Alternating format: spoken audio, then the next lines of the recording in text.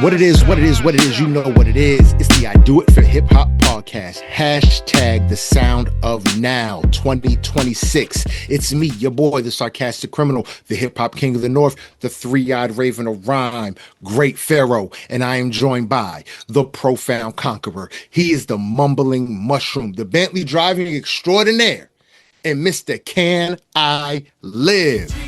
Bentley Boog is in the building. What's going on, Bentley Boog? And please tell the people. Let's go with them dad naps, bro. Bro. Yo, today's been one of them days, man. Car broke down yesterday. Last night, actually, trying to get my kid. Went to go get my kid from practice. Car, well, near like breakdown. Just battery just died, really. Batteries are expensive, if you didn't already know.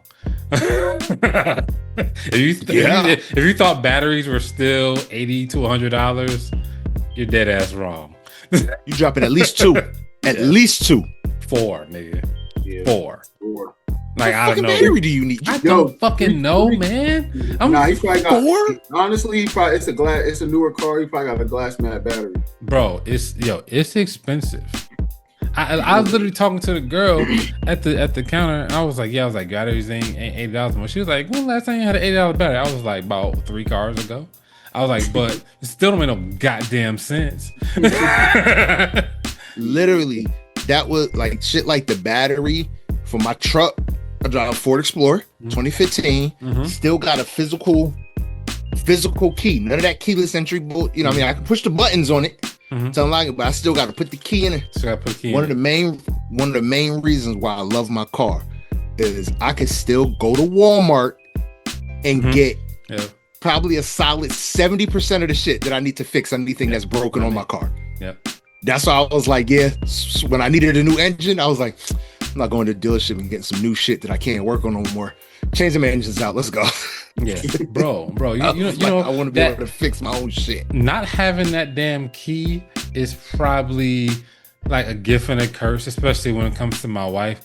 Yo, she just doesn't know where the key is. She doesn't have it. As long as the car works, she knows it's on her. That's really all that matters. She's like, it's on me somewhere. It's somewhere. On me. Did the door open up when I pulled the handle? I got the key. I got the key. That's really all that matters. Baby, you good.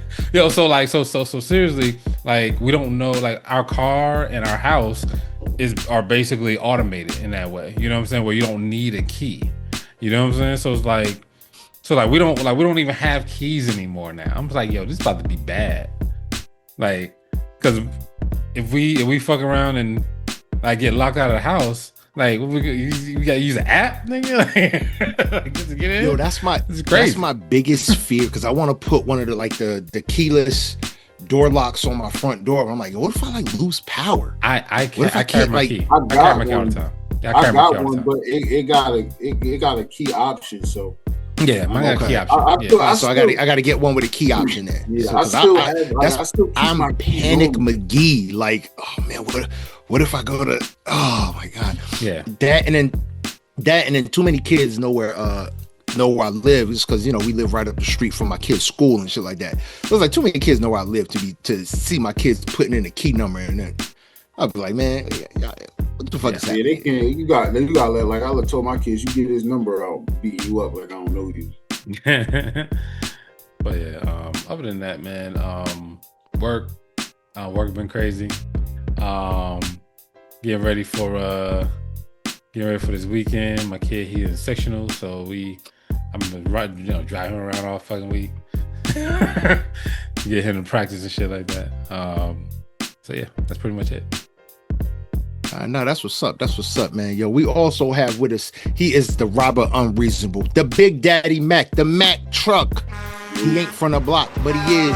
JB in the building. What's going on, JB? And please tell the people, what have you been listening to? Nothing much, man. Chilling. Working. We got parties coming up, so keeping busy and shit like that. Kid got soccer. Every time we go to practice or to the games, it's, oh my God, your son is the best one on the team. We don't know where we'd be without him. All right, bro, but y'all suck, so it's not saying a lot. Basically what they're saying is, Oh my God, please do not take your son somewhere else. That's what they saying without saying it. They saying, please don't take him away from us. They getting better though. He had 2 assists last game.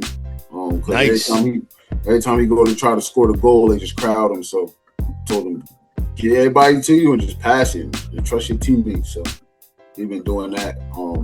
They didn't lose last game. They tied. So that was better than what they've been doing. What else? Shit, I don't know. You on mute, Bug? I said if that nigga's son don't show up, all them niggas like, all right, man, we just gonna go home. We gonna pack it in for the day, nigga. Yo, with the first game he wasn't there. They lost like 16-2. Wait, in soccer? Yeah, I was like, that's a game, bro. 16. Yo, that's some MVP type shit. Like, who the fuck is on the team? Yeah, like, I was like, damn, but yeah. Then the last game they lost 5-4. No, 6-4. That ain't bad, but still, 6 points is egregious. 6 points is egregious, but 16. Yeah. 16. I mean, they did better. They did better. 16. It's like, nigga, was there even a goalie at the net? So the goalie is scared of the ball, bro. You got to see when the ball come at him, stop it like this instead of catching it. Just catch it. God. You're not allowed to touch the ball, bro. You can catch the ball and just throw it. He'd be like, ah. So ain't nothing worse than a scared goalie. So I'll be like, yo, this is crazy. I was like, y'all got to run it up on these teams to try to alleviate that. He did. It's gonna happen. You gotta tell your son's coach to do goalie drills, where basically the whole team just basically plays dodgeball with the goalie. And boom, you gotta stop him or you get dodge a wrench, you can dodge a ball. You can dodge a wrench, you can dodge a ball. Yeah, but basically, that's what you got. You got to do you got to do dodgeball drills with the goalie, and that'll make him not scared because you're gonna get tired of getting hit in the face with a soccer ball. Crazy. They didn't have a coach, and they was like, "Yo, you want to coach soccer? I don't play no soccer. Yeah, I could probably do it, but I ain't about to be out here coaching no soccer." So they got somebody that come out there and train them every Monday, so that's good. That my little bit of money paying for that trainer to try to get them better. So, and there you go. Yeah, they doing better every week. So, listening wise, Millie's heavy rotation. That shit's like every day. Millie's a dope little motherfucker. Yeah, Fetty Wap 2. Little bit of Kaylani here and there. That K1, that Hopeless Romantic, that shit tough, bro. That's we gonna talk about it. Tough, bro. We're gonna talk about it. She different, bro. I seen it when I first heard her. And little bit of Boss Man D-Lo too. Oh, and that Conway, bumping that Conway. I don't know if y'all heard that. Oh yeah. We didn't talk about Conway. Yeah, and Boss Man D-Lo dropped too. Yeah, I'm not a fan. Well, Boss Man? Yeah, not a fan. This is the most part you can not get in. That shit all summer you gonna hear that, bro. That shit going on. No, I'm not. You're not a fan of Boss Man D-Lo? Boss Man D-Lo is pretty good in certain spots. Yeah. That's the thing. I'm not a fan of this project. I'm not saying I'm not a fan of Boss Man D-Lo. I'm not a fan of this project. Okay. I think his voice is a little bit annoying. You talking about the chicken retarded or something? Chicken bastard? Talking bastard? Yeah. I wasn't a fan of this one. Yeah. I was like, I could leave this one alone. That R&P, and we forgot to talk about El Mean too. El Mean dropped Sounds for Someone, but we did talk about that. We went commercial, but R&P, that Millie's, bro, that shit different, bro. That sound is like he got one with that. Definitely got one with that. I know that's what's up. That's what's up, man. But yo, y'all know what it is. It's the I Do It for Hip Hop podcast. You know what I mean, we gonna try and stay focused this week. Maybe a little bit. Last week was crazy. We talked about almost everything but the music. We was on cartoons. We was on wrestling. We was everywhere. Speaking of, I sent my shirt. You seen it? The Thrag. I told you, Thrag is that nigga. That nigga different, when that motherfucker said he didn't even move. He said and broke Nolan in half. Now my shit was when Invincible says, I killed Conquest, I'll kill you too. Everybody stopped fighting like, this nigga killed Conquest? And even Thrag was like, word? Show me. He said, show me. He said, I'm so disappointed. He said, nigga, you killed Thrag? But yo, the thing, yo, like, Nolan might not be as strong as Thrag, but he's way smarter than that nigga. He's a better fighter than Thrag. Yeah, but he's like strategic. He's smarter than him. Oh, hell yeah. When he destroyed the planet, I was like, that's genius. I was like, he probably gonna kill y'all. But that was like the best move you could make. Yeah. Yeah, he did you finish the season? Season 4? Yeah. No, I'm on the last episode. Yeah, you gotta see the last episode. You gotta see the PTSD. Like, it's crazy. How it goes? Oh, it's crazy. Yeah, I got where Mark think that they on Earth. Mark thinks that Thrag and him is on Earth. Yeah. Keep watching. Just finish that last episode, and you gonna be like, oh shit. I feel sorry for Oliver. That nigga be trying. He need to just he just be getting dusted left and right. Yo, he's just like, and then they keep putting him back together. I'm like, nigga, leave me dead every time I try. But Mark too, he be getting on my nerves, bro. Mark is very whiny. He is. Nerves, bro. He is very just kind of he's in his woe is me moments right now. Yeah. But what I like about Invincible is the fact that, remember, Marty's a kid. He's been doing this a year? Maybe? This shit just keeps happening left, like back to back. He's done traveled through time. Like, shit just keeps happening. You know what I mean? When he's not sleep for months recovering from almost dying, fighting a battle, this nigga is it ain't been that much time that he's actually been superheroing. Yeah. So it's like he's been getting his ass whooped, waking up and doing it all over again. Yeah. So it's like his superhero actual activity's only been maybe a year or two, but it's been like 5 years because this nigga keeps almost dying. Yeah. I know Goku died like twice, but he ain't never get his ass kicked like that. And even when he was like, hold on, I'm about to go train real quick. He was like, let me get my I'm gonna get my get back, but let me he went into the spirit and time chamber real quick. Let me get a year of training in. You know what I mean? But yeah, man. Yo, as for me, man, I've been out here, man. I've been listening Kalani heavy. This album should definitely be bringing her home some awards. If it don't, I don't know what the fuck else she could do. Because I think the Kalani album is amazing. Great features, dope features. It's a good album. Been bumping Reason, Moving Toward Love, _Pink. I don't understand why you threw that _Pink in there. That's weird. I don't get it. But it's a solid piece. I thought it was good. Nick Grant, same song featuring Punch. And the Kid Leroy. That's been my heavy spins this week. Other than that, man, I just been out here lifing, man. I gotta find a new job, man. My job is just I don't like getting up at 2:00 in the morning no more. Yeah, I don't know why you liked it in the first place.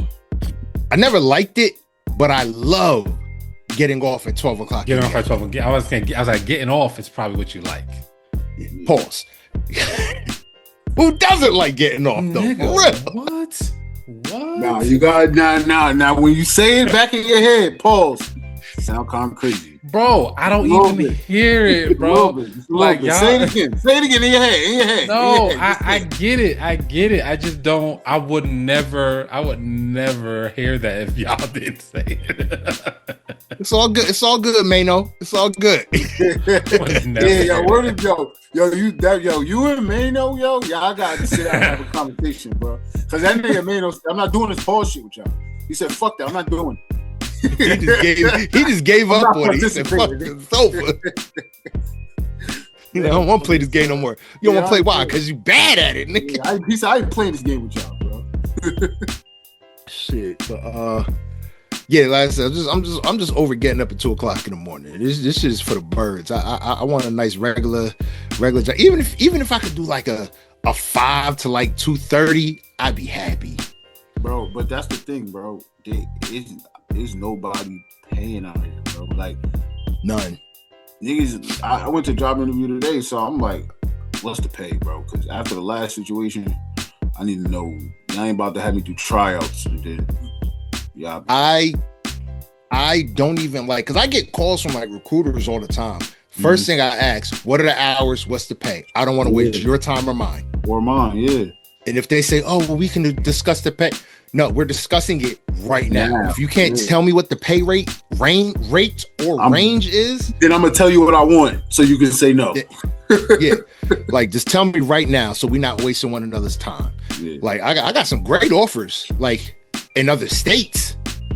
But I had a great offer for down there in Atlanta, Coca-Cola. I was like, my wife ain't moving. She don't want to move down south. No, I'll come back every week. I'd have been making it. It would have been a little bit of a pay cut, but what they were going to pay the moving fee. They were going to help with closing costs on the house. Like, they were going to do a lot of shit. Yeah. And the houses, I went on Zillow real quick. Like, let me see what these houses. I'm like, oh, for what I got up here, I can have double down there. Yeah, you'd have to move to a good neighborhood though. I don't need a good neighborhood. Because I grew up in Plainfield. I don't need a good neighborhood. Because you need a good school down here. You need a good school. So you need a decent neighborhood because you need a good school. Now, if you move to a bad neighborhood, nigga, you gonna see how bad the schools is, bro. Yeah, that's what I do need. I need good schools. Need good schools. But but like I said, I get offers, but I'm just not beat for this 2:00 in the morning shit no more. Tired of having to take dad naps in the middle of the afternoon. So now I'm not getting shit done that should be getting done because I'm like in an eternal just constantly tired. Trying to get sleep all the time. Yeah. It's like my weekends are wasted because what am I doing all weekend? I'll do like one thing. I'm like, okay, I've adulted enough for today. I'm gonna sit down, and the next thing I know, I'm waking up 4 hours later. Like, damn, this was supposed to be me sitting down for 10 minutes. Yeah. And then it's like 4 hours later, I'm waking up. It's 3:00 in the morning. I'm like, oh Jesus! Now my whole day is fucked up, and now this next day is gonna be fucked up because I'm up at 3:00 in the morning. So by 8, you know what I'm doing? Taking another nap. But anyway. That and then it's funny, it's funny. My daughter, right? She is a great student. She has A's and B's pretty much on the roll. She just got an award for like a thumbs up award or some shit from the principal. All this good jazz. And then yesterday she came home. Yesterday she texted me. Like, school wasn't even done yet. She texted me. Did the school call you? I'm like, why is the school gonna call me? Like, just tell me. She's like, I'll tell you when I get home. No. You already texting in school. Tell me now. And she said what it was about. And I don't know if did I tell y'all about the time that some little girl's dad came to my house trying to fight me with his drunk friend or whatever? Yeah. It's the same little girl and her having issues. And I'm like, she said, it's such and such again. And I'm like, so now all night I'm just sitting waiting for my doorbell to ring. Like, I'm just gonna fuck this nigga up this time. Like I'm not playing peacemaker if he shows up to my house this time. I'm just gonna fuck this motherfucker up. Like, he's gonna get horribly beaten if my doorbell rings and it's him drunk with his little friend. Like, I'm guessing his doorbell didn't ring. Didn't ring. Because I was thankful. I was like, I do not want my children to see that side, and I don't want my wife to see. That's the blessing that I think I have in life. Like when my moms and my sisters, they'd be like, oh, when my little nieces and nephews having problems at school, they'd be like, do we need to send Uncle up there? Oh shit, I done said my name, whatever. And then my wife kind of looks like, what are you sending him for? It's like, because you don't know me before you. Bro, that's like, why you have no idea how civilized a human being I am. I am fun now. Bro. Yo, you only my wife does not even understand, bro. We got a situation at Deltas, right? And I'm like, all right, I could take it there, but it's like 8 of them and there's 3 of us, and we all with our girls, right? So I was like, nah, I'm good. But she don't even realize they wasn't there. I don't care how many of them it was. y'all know I'm retarded. My older cousin called me. He called me, bro. Like, I'm the first call because he know I'm gonna be there 2.5 seconds ready to go. Bigger than everybody, nigga. But y'all know, bro. Like, I know. You call me is going down, bro. You ain't big little cuz for no reason, nigga. but she don't know that. So she be like, nah, cause like, nah, I really like that. My friends know it, but we don't be in them situations no more. Cause you know what I mean. We 35. I got like 10 fights in me. And niggas don't. You got to be real. You got to be real careful with where you going out at, right? Yeah, like. But it's like even like real talk, like even y'all like you, Bug, Joker, KG, linking up with y'all and getting cool, working at Muhlenberg. That's when it's like, okay, I need to calm down. Yeah. Like only reason I started working at Muhlenberg is because my mom started asking too many questions. Where are you getting the money to buy this? Where are you getting the money? I said, okay, I need to have some sort of verifiable income to justify buying a new pair of Timbs every week in a throwback jersey. Like, these shits is cheap. Like, I gotta be able to say, I got paid. Look, I went to work. Okay. And then all of a sudden, I'm an honest human now again. Like, oh, this is I can do this. I can be honest for a while. You know what I mean? Then I worked at Walmart and honesty went out the window. But we're not gonna. We ain't talk about that. We ain't gonna talk about that. Yo, that Walmart, bro. I don't know if statute of limitations is over on that. Bruh, let's not talk about that on camera, bro. Yeah, leave that alone. But yeah, man. So like I said, the girl didn't she went at this girl. This girl was talking greasy. So she said she was in the cafeteria. The girl was talking greasy about her, but not to her. So she was like, so I just got up from the cafeteria table. I went over to her. I was like, because I'm thinking, she popped this girl in the mouth. I'm all excited. And she was just like, nah. She was like, I just went up to her and started saying, yo, if you got something to say it to my face. And she got up in her face. Like, girl was quiet. And she said she started slinging insults about her greasy green hair and her chipped up nails and all this kind. She said she was just mad. She made a little bit of a scene, but it's cool.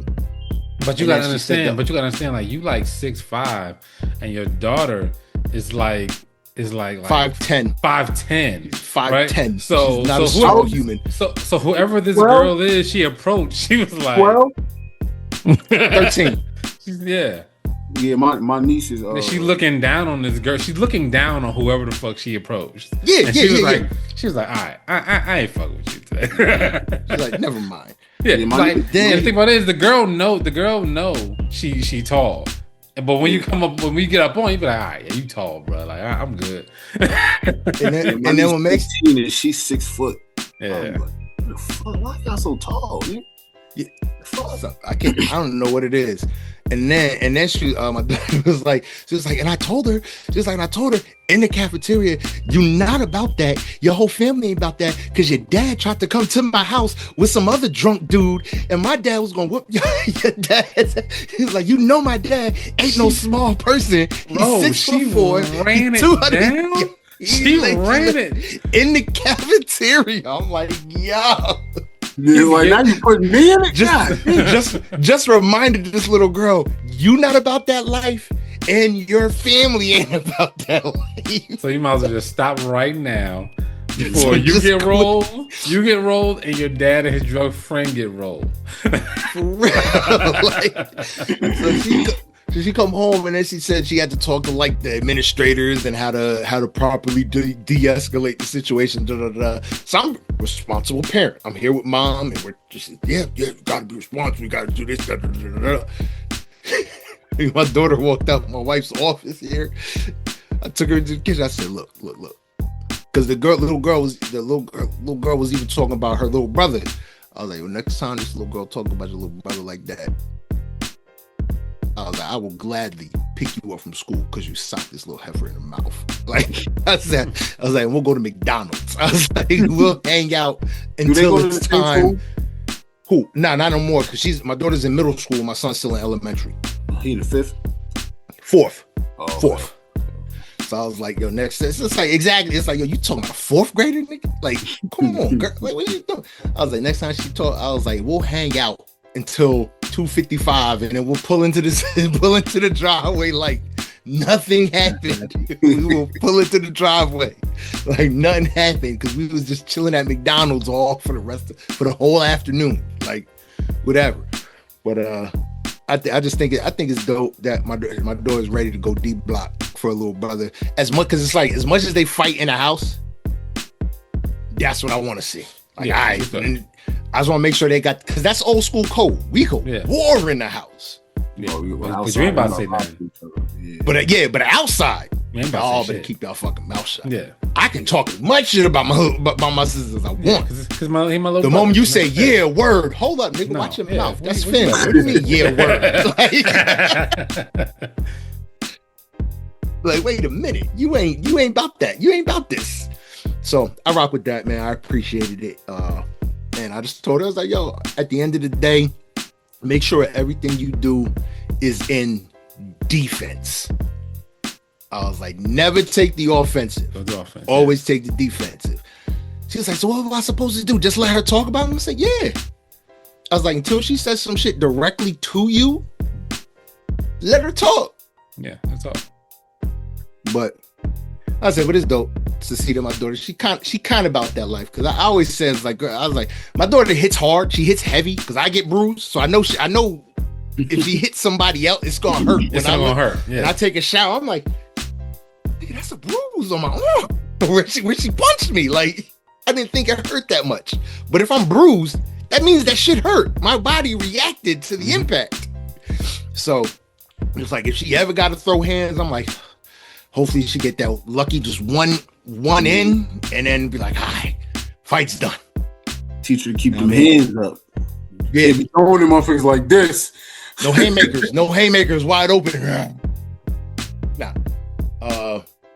Yeah, man. Like I said, but that's what it is, man. But y'all know what it is, man. It's the I Do It for Hip Hop podcast. Hashtag the sound of now. It's 2026. If you want to find us any other way than how you're listening right now, you can do that by logging to Apple Podcasts, SoundCloud, Listen Notes, iHeartRadio, Google Podcasts, Spotify, or you can see us right here on YouTube. If you want to get in contact with us, the best ways to do that is the email idoitforhiphop1@yahoo.com, or you can hit us up on IG at idoitforhiphop_podcast.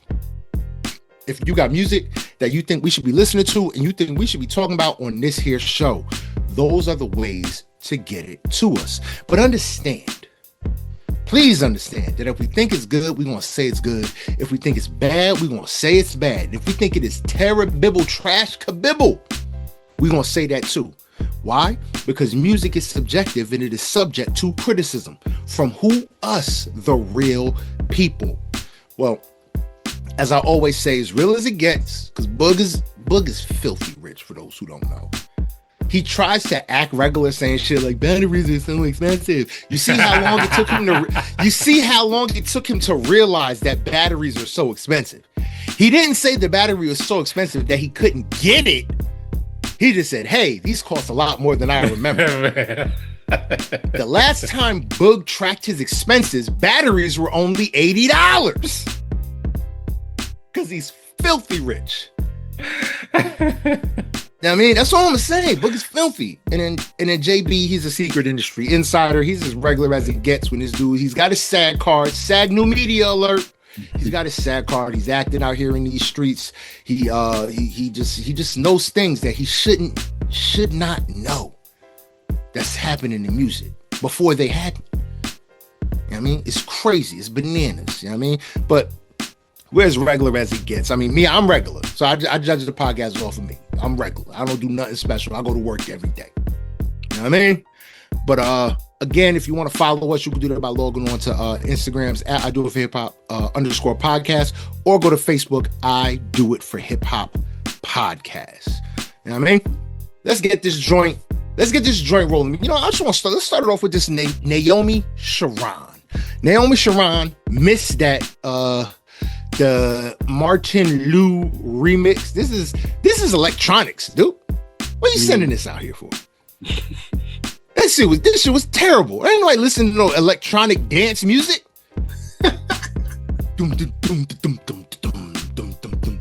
This that shit that Kanye be doing his weird dance too, when he just don't put his hands up and he just be in the studio like this. Yo, what's that? Remember the Gorillas? The Gorilla, yeah. I honestly wasn't. No, but not my vibe. It was just that was the Martin Lou remix. The original was the one under. Yeah, the original one is still very dancey too. It's dancey and electronic, and it wasn't much better. I was just like, I can do without both of these. I wasn't here for it. And Naomi Sharon's put out some dope shit. Yeah. But this specific record, yeah, and then for her to do a remix to it, because she really likes this record. To want to remix it, that means you gotta really like the record. And I'm just sitting here thinking, like, you put out way better stuff. Why you love this one so much? I thought it was it was a pass. Big pass energy for me on this one. All right. But let's keep it rolling. Let's keep it moving. I want to get into this. Let's jump right in, KWN. Hopeless Romantic. Join this fire. Is that heavy Prince energy. This is a Prince record, nigga. She's good. This is Purple Rain energy. Like on the beat. Mm-hmm. I was getting from the drums like was it Dirty Diana? When how the drums came in. Oh yeah with Mike Dirty Diana. But that was during that same era when they was beefing. Yeah. I think Michael Jackson did Dirty Diana in that style to kind of say, hey Prince, I could do your shit too, but can you do mine? That's when they was going like, Prince, I'm about to do your shit right now. Mm-hmm. Speaking of Mike, y'all gonna see that movie? Yeah. I'll wait for it to come out. Okay. I'm gonna go see it. They said it was good. They said it was really good. Oh, the shit made $217 million in 2 days. Yeah. They said the budget for the movie was 200. Yeah, they said his nephew, that was like the closest thing you can get to Michael Jackson. I'm sure. They said them niggas in Las Vegas on the strip sick right now, nigga. I can moonwalk better than that, nigga. I can do better than him. But yeah, $217 million in 48 hours on a budget of $200 million. So it's already made back. It's the production budget and the marketing budget at this point. Yeah. And it's only going to continue. Yeah. This could potentially be this is easily going to be $750 to $1 billion. Y'all know what the most biopic. Y'all know what the most lucrative one is, but biopic is, right? No. I was looking at the list earlier. It's Bohemian Rhapsody. Oh hell yeah. Oh. Yeah. Freddie Mercury. Freddie Mercury. almost $1 billion. It's like 998 million. Yeah. Yeah. So I believe it. I think Michael Jackson's going to take that. Michael Jackson's going to definitely take that. The Bob Marley joint is like number 8 or 7. I was surprised at that. People don't realize, Bob Marley was international. No, I'm surprised that it's not 4. I'm surprised that it's 4. Yeah, that was that. But it ain't been out as long as a lot of the movies on the list. So like the Elvis joint, the Rocket Man, the Elton John joint, that was like top. Those are the top 5, and it was another. Was Ray on the list? Yes, I don't think Ray was number 9. Made it. Yeah, Ray was like, good. So I think that's the one thing Jamie Foxx is missing to make him to put him in like that next tier. Like he's already like probably quite possibly the greatest entertainer, one of the greatest entertainers, because he can do almost everything. He's got music, he's got comedy, he's got acting. The only thing Jamie Foxx is missing, he does not have an iconic cartoon character. Like kind of how like Kevin Hart has like 3 different or 4 different voices. Yeah, like everybody remembers Kevin Hart played the rabbit in the Animal movie. Yeah. Everybody, Eddie Murphy, Osmosis Jones. Who? Will Smith was Osmosis Jones. Yeah, Will Smith. Everybody, no, Shark Tale. He's Shark Tale. Yeah, Shark Tale too. Oh wow. Chris Rock was Osmosis Jones. Oh yeah, Chris Rock was Osmosis Jones. Yeah, and those are iconic. Those were They had cartoons. They kind of stood the test of that early time. But does he? He does. Yes, he does. He did a Disney. Play no cartoon. Yes, he did. He did a Disney joint. It ain't iconic. It ain't Donkey. It ain't Shark Tale.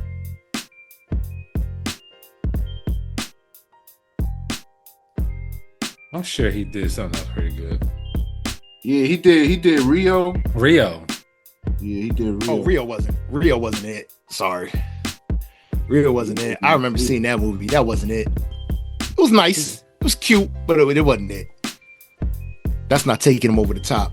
So yeah, but Jamie Foxx just needs that iconic cartoon or animated character to kind of say, hey, I'm that dude now. And you figure, look, Eddie Murphy has 2. Donkey with Shrek and Mushu, Mulan. That joint Soul. It's a movie called Soul with Jamie Foxx. That movie was so fucking sad. That's the downside of that movie. It was like, that's depressing. Yeah. So I think he was like the grandfather. But yeah, he was the main character's voice. Yeah. Like he's not like a character. Yeah, that movie was sad. I mean, that's one of those movies like, nigga, I'm never watching this again. I'm like, nigga, why am I getting choked up in the theater, nigga? What's happening never right now? Watching this again. Shit is sad. Like the theater got dusty. Like yeah. But now I believe Jamie Foxx, Will Smith, Denzel, Michael B. Now, there's a couple other niggas. They in like a league of their own, bro. Like it's like, you know what I mean? They different. Yeah. They can play any role, and people didn't realize Jamie Foxx could play any role until he did it. Like even Will Smith, they thought he was just gonna be like some funny nigga. Nah, this motherfucker act. This nigga. Nah, honestly, I think Will Smith is majority of his roles. I think Will Smith is Will Smith. He's himself. Yes. Yeah. He's himself. But he still gets into character though. Like it's like he's himself, but he gets into character. I think Will Smith and Denzel are 2 people. Denzel, especially now, is just like, nigga, I'm dead. When he said, yeah, I'm Greek, but I'm from New York, nigga. Like, nigga, you ain't even try an accent. No. Once Denzel did Training Day, he was like, nigga, I'm the nigga from Training Day. Every movie. I don't care. I'm the nigga from Training Day, nigga. That's what I am. Nigga, I'm Alonzo, nigga. That's it. That's all you get. This is what you're getting. I like this guy. And I don't want to not be this guy. Well, he is. Yeah, I mean, but All right, man. Let's keep this joint rolling. Let's keep it moving, yo. Let's talk about this. Let's jump into this. Yo, Kid Laroi, man. Before I forget, it's a double album. What's this guy thinking? He gave us a double album. It's a pop record. I know. It's pop. Kid Laroi. He was found by Juice WRLD. That's how he got on. And I think he is carrying that style that Juice WRLD kind of made famous and really blew up with. I think that the Kid Laroi, he's less drugs, more love. More love. Yeah. More love. But the style of music, not the content, but the style of music is the same.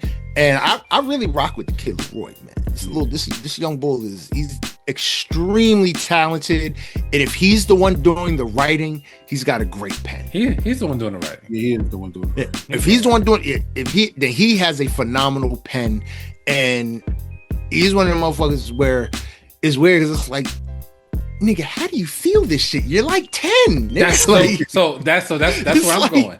His music is more palatable as he gets older, because when we first started listening, he was like 15. He's like, 17, like fuck out of here with that bullshit. You know what the fuck you talking about? But it was dope. It was like, how do you know about this shit? In the world, nigga. Yeah. Yeah. So who broke your heart at 12, nigga? Yeah. But as he gets older, did he take your snacks and give them to another nigga? Yeah, I want to see how old is it? Yeah, this 21. nigga's 22 years old. Yeah. That is it. Can you imagine this? I need him to take some happy pills or something. Yeah, I mean, I think we first heard him, listen to him. He was just like 15 or 16, talking like grown man shit. I'm like, 15 years old. Holy shit. Yeah. He was a baby writing like that and covering content like that. This is crazy. Yeah, so it's better now because you're like, oh, okay, you probably went through that shit. Yeah, now it's like, okay, you've lived a little. Okay, you know what I mean? Like now it's more palatable. You've seen a boob. You've seen a boob. That's the. I mean, I'll be honest. I'm looking at pictures and yo, he's got an old man face. If somebody told me he was 30, I'd be like, okay, this nigga looks old. He looks like he's been through some shit. I mean, shit, I don't know his backstory. Yeah, I've been through some shit. Yeah, I don't know his backstory. I don't know his history. But it's some Bell, nigga. Yeah, he looks like he probably just say, "I ain't Batman." For real. that nigga Monica, bro. He Monica. That's what it is. Yo, Monica. That's what I'm like. Who else has been to this level? But yeah, Monica. Monica was like 15. Talking about like grown women, she'd be like, "Who the fuck is writing these lyrics?" Usher. When Usher first came out, so was Usher, but they had to rewrite his shit. Like Usher shit was like sex filled, and like 15. Then they remembered. Oh yeah, this nigga's 11. We can't have him sing this shit. But I'll never forget them having to hold off. It's just one of them days, that Monica record for like 2 years. Yeah, because it's like, oh, this is a song by Ben Period, and she hasn't had one yet. Like she had to go through. Yeah, wait. It's like we gotta wait for her to hit puberty before she can put out this record. I mean, but Kid Laroi, another one who's just ahead of their time, I guess you could say. Like he's ahead of the high level of maturity in his content, and I can rock with it, which is crazy because he's only 22. He's ahead of the sexuals. He's ahead of he's ahead of the Oh man, all right, let's keep this joint rolling, man. Let's jump into this Ashes in the Safe, Benny the Butcher, Fuego Bass, and the Black Soprano family. I don't know, man. I just want to hear Benny, man. I don't want to hear none of these any of these other niggas. I don't care about nobody else. Compilation albums, whole camp albums. Yeah, he's doing a lot of that to only have dropped one Def Jam album. Talking about saying, yo, this is going to be the greatest album with Def Jam since DMX. And it's like, nigga, you ain't proved it yet. Stop doing team ups, man. We need a solo movie out here. Stop doing team up films. If it ain't Stove God, we don't need no team ups. Yeah, like come on now, let's go. Ain't Stove God still dealing with shit with his label trying to drop record, trying to drop his album? Probably, I think so. He ain't doing something. They really didn't want him. They really didn't want him to do that clip shit, so they be petty. Yeah. Oh yeah, you right. I forgot about that. Ah well. It's like, well, but all right, yo, let's keep this joint moving. Let's get into this. Yo, Nick Grant, same song. It's a single. Nick Grant, he at one point, I think he was one of my favorite young bulls out there. He could spit. This dude can rap. He's got bars. He's got content, metaphors, similes, all that different rapidy rap shit. He can do it all. And then he kind of got out the lane, started trying different styles, started trying different sounds. He kind of went. I felt like he was trying to do some different shit, like how Akeem Ali has Kimi Casanova. I felt like at one point he was trying to get in, trying to do that sound. Didn't work out too great, but now he's back rapping with this record, same song, and I think this shit is fire. Yeah, Nick Grant is definitely a really good, consistent rapper. And I mean, he's just one of those people that's like, you're never gonna like not like all of it. You know what I'm saying? But it might not blow you away, but you're gonna be able to listen to it. So, I do like this, whatever, you know, I do like this song. And you know, but it's not too far off his other stuff. So, I'm cool with it. Word up. All right, man. Let's get into this last but certainly not least. So let's jump into this. Kalani, man. She dropped her self-titled album. Kalani. She got 17 tracks. It's an hour and 8 minutes. So it's already. I looked at it and I was just like, oh, brother. Like I was nervous. I was nervous getting into this record, but very pleasantly surprised. It was a nice balance. Her vocals are always so crisp and clean. She has a great voice. How anybody ever thought to put her in any conversation with lullaby music is extremely disrespectful. We're talking Jhené Aiko, for those who don't know. I know. Yeah. We know. Not just for you. The people might not know. They know that Jhené Aiko is what you listen to take naps. Look, but they know. They know. That shit was still playing. He stayed asleep. See? It didn't go off until you called him, and the music went off. That's when the music stopped, and he was just like, "Oh, that should put him in a trance." Mm-hmm. No, but I think the record's dope. Hella features: Brandy, Clips, Missy Elliott, Usher, Lil Jon, T-Pain, Lil Wayne, Big Sean, Cardi B. There's a couple others, man, but like the shit. This is a dope album, and I think this is one that should be able to run the gambit for award season, and I want to see her win. Yeah, no, it's really a good album, but for me, you know, I've been listening to Kehlani for a long time. This is the same thing we said with El Mean, where it don't sound like the old stuff because it's people behind it and it's commercialized. Word. You know what I mean? I get that. But it's real. But she's so different in what she do that a lot of people not gonna notice that. They just gonna be like, all right, this is just a dope ass album, which it is. Dope ass album. Like she like did her thing. Her pen game's crazy. The execution of the songs is immaculate. Like she's up there. She's up there when it comes to vocals and songs and quality of the songs. She's up there. Hell yeah. Word up. But I think that's a wrap, yo. That's all the music we here to cover this week, man. It was a light week. We kept it light because there's a lot of shit going on out here in this week in hip hop. All right, man. I've been trying to get it together. So y'all gonna have to help me out tonight. But let's start off here.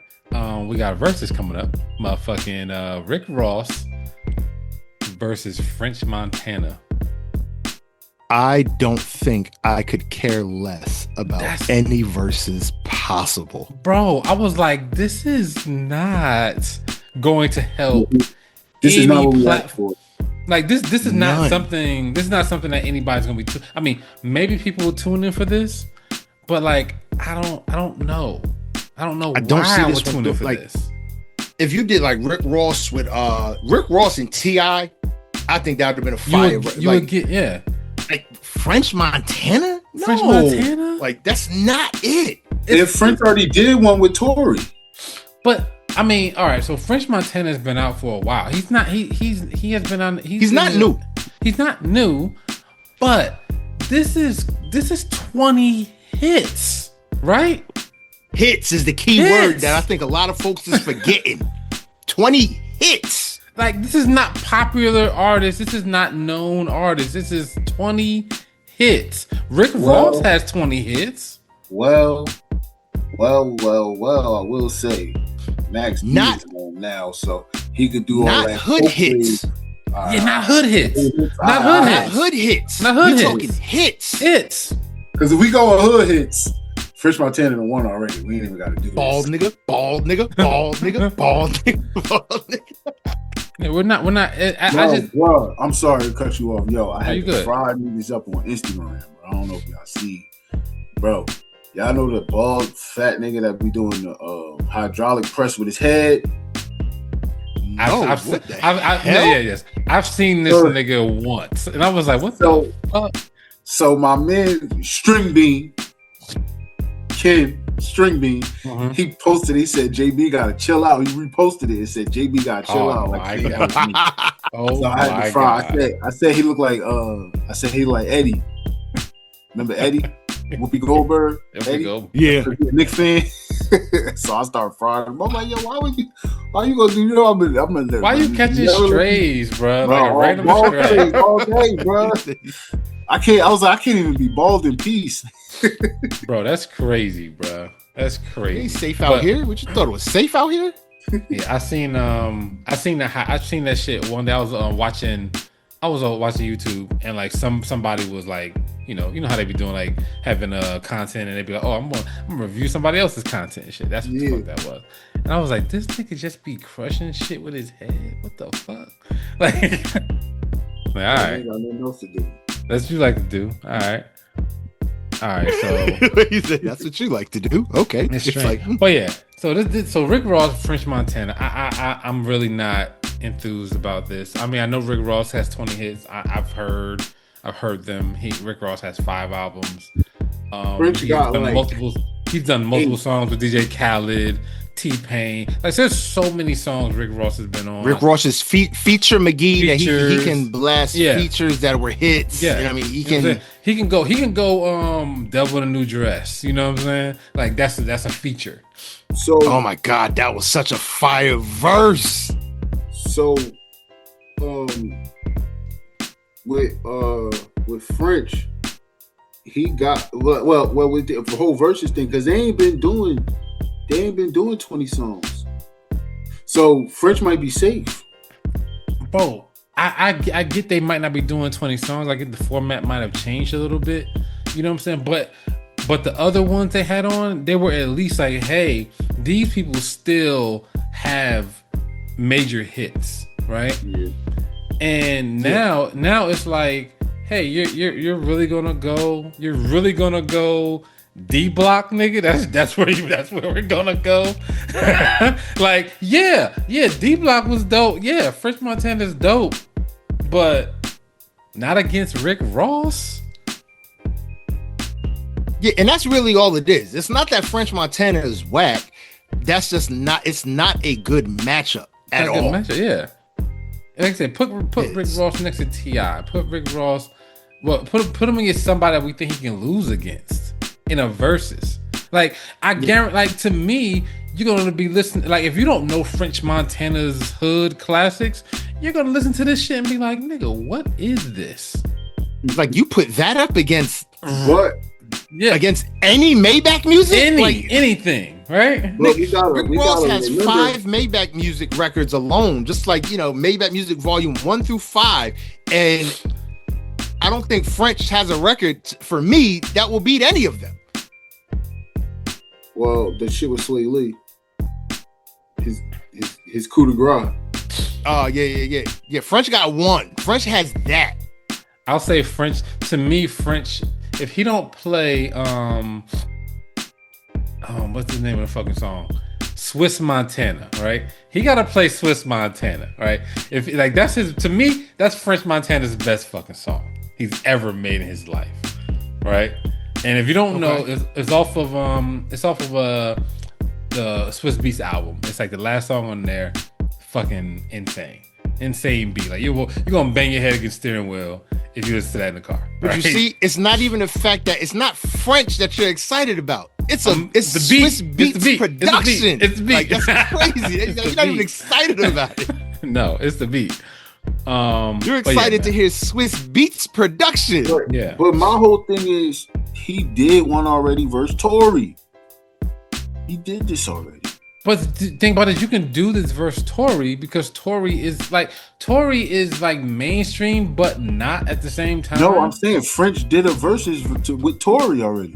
Oh, he with Tory. I got you. Yeah, he did a versus against Tory Lanez already. French that makes sense. Yeah, but why are we doing it again? Why are we gonna hear the same?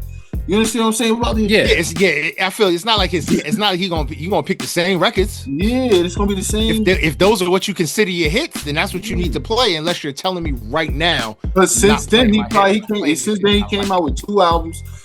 So that's what 3 more songs that niggas know. Like possibly. Anyway, because let's be real, French Montana is a hood classic dude. He's not he's not mainstream like that. I remember he with the Princess of Dubai. They bumping his shit over there. I get that. Complex has a like a poll up who will win this battle. Rick Ross 83% to French Montana 17% right now. That makes perfect sense, and I'm surprised it's 17. Me too. I'm surprised it's even that. Niggas should be lower than that, like 100%. Anyway, all right. So, let's see. So I don't know what's up with your boy. What's up with your boy Ray J? Your boy Ray J has literally had a time these last few months.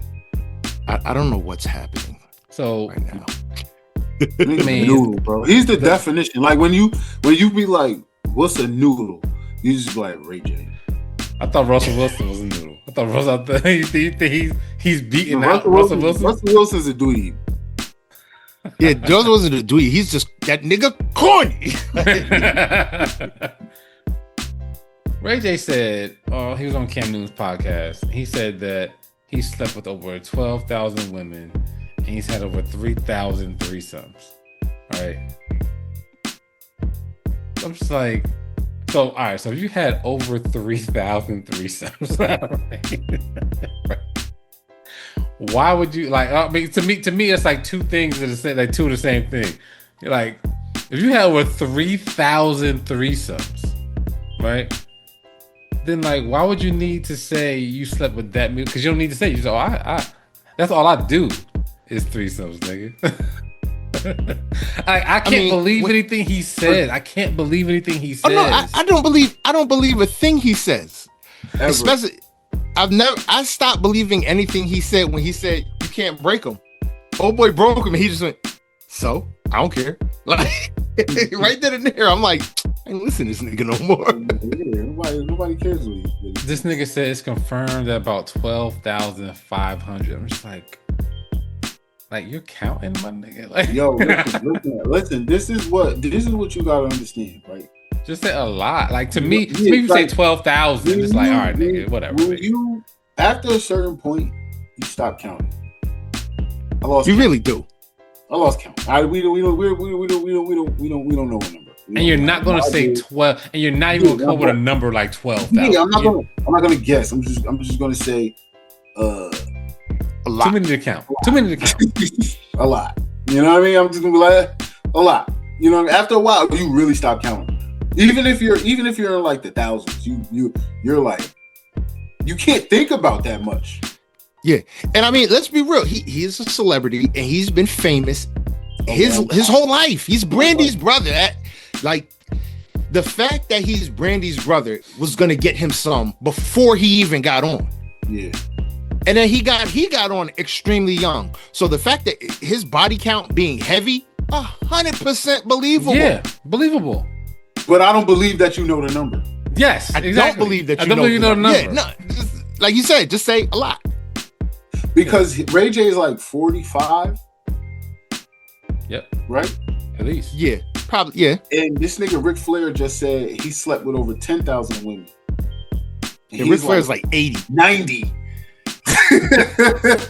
So I don't believe you, bro. real talk. Because it's Ric Flair. No. Ric Flair. That's literally what I was going to say. I was like, you ain't got as much as Ric Flair. I would tell you right now. Nobody got as much as Ric Flair. Yeah, it's probably nobody in the WWE history got as much ass as Ric Flair. Bruh, it's Wilt Chamberlain and then Ric Flair, right? or it's Ric Flair and Wilt Chamberlain. They was going at it. They was competing with one another. Yeah. Right? They both were finished and then call each other like, hey. I don't know if I can even I don't know if I can even think of somebody that's probably had like more than 10,000 women. Like if you say, all right, cool, Ric Flair's had more than 10,000 women. Nicholas Bartholomew Cannon. And then no, because he's been famous his whole life too. Nick Cannon started when he was like 16. Nick Cannon like 50. Yeah. He like him 50. And Ray J the same age. They've been famous the same amount of time. They're doing the same amount of things. Yeah. So Nick Cannon's probably slept with more women than Ray J, but not as many as motherfucking Ric Flair. Like, there's nobody that's probably slept with as many women as Ric Flair. Ric Flair had got some of the biggest swag I've ever seen in my life. Right? And what's crazy, he still has it like today. Still Ric Flair. Still. Old ass Ric Flair still will walk out there. You be like, damn, that's fucking Ric Flair. Like a motherfucker. And they're gonna come out in them damn robes, like Yep. Damn Flair pants. Them old man muscles. Yep. The old man muscles. Because you got the old man, you know, when you still got muscle, but your skin's starting to sag now. Mm-hmm. It's like how you still got muscles, but your skin's just like, oh, I'm tired of being stretched over this shit. His skin just gave up. All right, man. Ric Flair said he wants to do one more match. Ric Flair want to die in the ring. That's what he wants. Somebody said that. It was like Ric Flair, like if somebody allowed him, he would die in the ring. He gave his life. He dedicated his life to that shit, bro. Because he said there's two things: he would never stop drinking, and literally, I think it was his doctor or something said, like, you've been drinking so long that, like, at this point, don't stop, because that's when you die. Like, don't stop. Like, you have to just keep drinking now. Don't stop, because your body can't function without it at this point. He's gonna die in the ring. That's his goal. Word. All right. You sent us some news this week about Nicki Minaj and here we go. Saying that she dumped her husband Kenneth Petty. Allegedly, yeah. And Kenneth Petty is a doofus. I got a definition. He's a doofus. He is the dumbest human being on the face of this earth. All you literally had to do was make sure that the driver takes your kid to school, because you can't do it. Just make sure that the driver takes the kid. Make sure he's ready. That's all you had to do. Was make sure that your kid was ready for school every day. And you fucked around and possibly got somebody else pregnant. You gonna bring another kid in the world that you can't take to school? Yeah, it's a bunch of kids waiting in the pickup line for their driver. I said, bruh. Like, Nikki, you left Meek Mill for this nigga? But we've been said that though. We've been said that. Meek Mill. Like, it was cool when it was like, okay, yo, this was my high school sweetheart, blah blah blah blah blah. I was messing with him before Safari, all that kind of. It's like, okay, cool. Now it's like this nigga. Then you find out what he did. It's like, why was he in jail again? What was that? And then like this, bruh, he's what'd you call him? A doofus, right? Doofus. He's a doofus. Like certain, like if I'm with a woman who's that famous and that rich, I'm not doing nothing. You ain't doing shit. Like I might let her hit me. Like if all I know, look, you just need to come home to dinner on the table. You need me to carry your bags. I'm just gonna be your extra. You having a bad day and you want to take it out on me? Yes, I'm gonna be on this podcast. Like, hey guys, yes, I walked into another door. Like it's what it is. But how do you fumble the bag so bad? We could see that neither one of them is, the smartest chip in the bag. No, that's true. Nicki out here tweaking and he out here doing whatever he doing. Allegedly. Now my thing is, what I've been thinking about heavy is, what if Nicki gets back to quote unquote normal now with him not around? Does that verify that he was actually, hitting her, doing Wendy Williams with her husband, kind of keeping her drugged up to keep her under control? I mean, I don't think so. I mean, like, I think that Nicki, I don't know. I don't think that gives some. I don't think he is the reason why she acts like that. I think she just acts like that. He just don't. I mean, like, I don't know. He don't strike, like, their relationship don't strike me as type of relationship that where he, kind of controls her in that way. I don't even think they talk. They don't look like they talk. They look like they're in a silent relationship. I remember that one. I think JB sent that one video where she's performing and like after her heart with him sitting right next, and he's not even paying attention. He's like rolling a blunt or some shit like that. I'm just like this is the nigga you married? He's not even playing along at the show?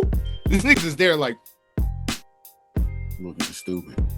I'm on the stage too. Like, this is a bad look. I'm glad. And what makes the story even funnier is, how do we find this out?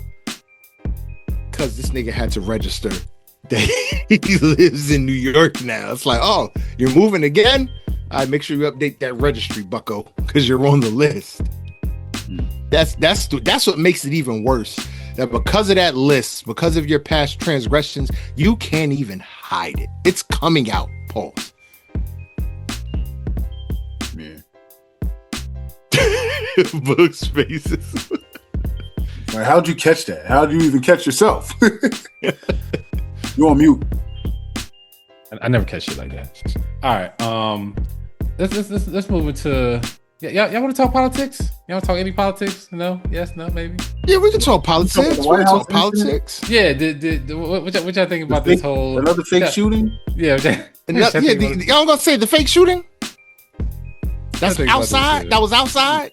I'm sick of the fake shootings, bro. Bro, I don't understand. Are you talking? I'm talking about the little at the ballroom. Yeah, the ballroom. Yeah, the White House Correspondents' Dinner. Yeah. I don't understand how this nigga keeps like this nigga ends up being controversy. He's like, all right, let's do another assassination attempt. like I keep the first one wasn't close enough. Let's try it again. No, because I'm sitting here like, yo, all right. So I think the last probably known assassination attempt was like Ronald Reagan, I think. Right? Known? Yeah, no. Possibly. Yeah, known? Well, do we count the shoot with George Bush? So no. We don't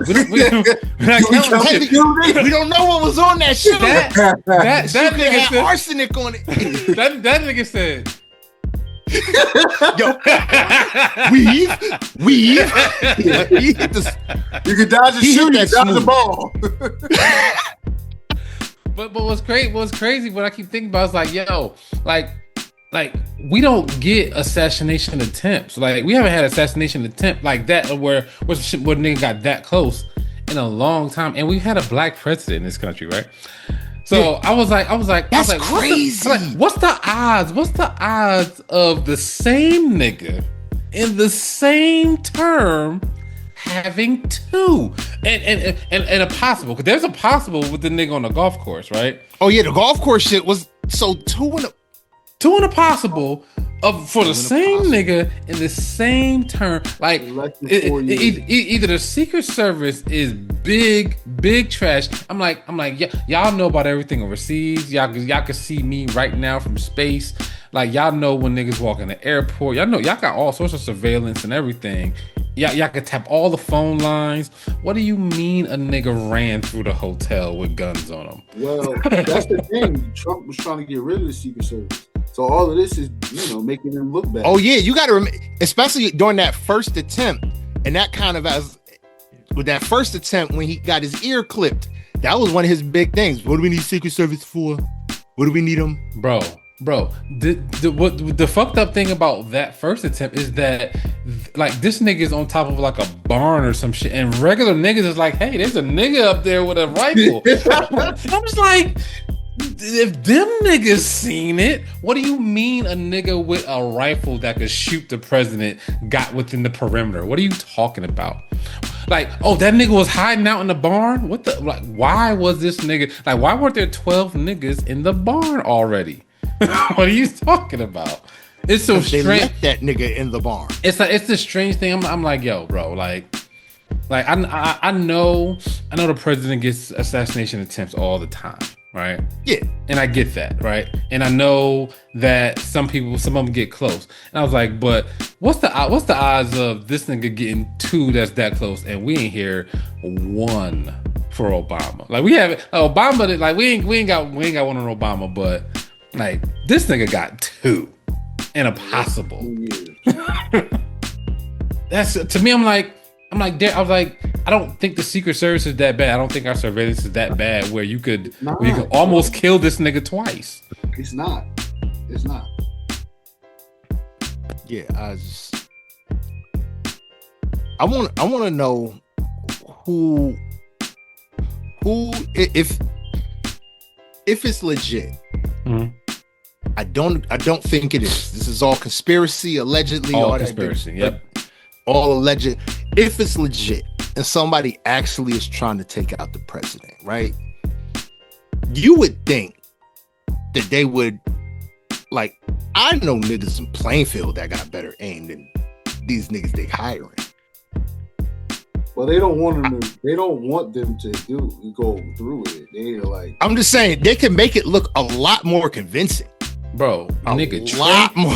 Nigga, you're gonna run through security with shotguns and shit. Nigga, trade in all of your guns and get a sniper rifle. Like, what the fuck are you doing running through? How you think you're gonna get close to this nigga by running past Secret Service with 3 guns on you?